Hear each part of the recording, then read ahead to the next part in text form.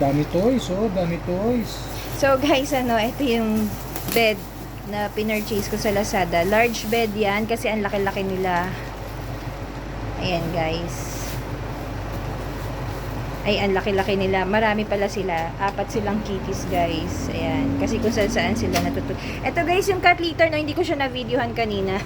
Kasi nga, ubusan ako ng memory, nag-delete pa ako. Ayan guys. So, maganda naman siya. Large to guys, Ito na-purchase ko lang siya guys. Mga naka-sale ito eh.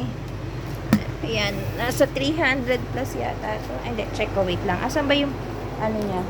Ito. Paano mapapasok? Yan.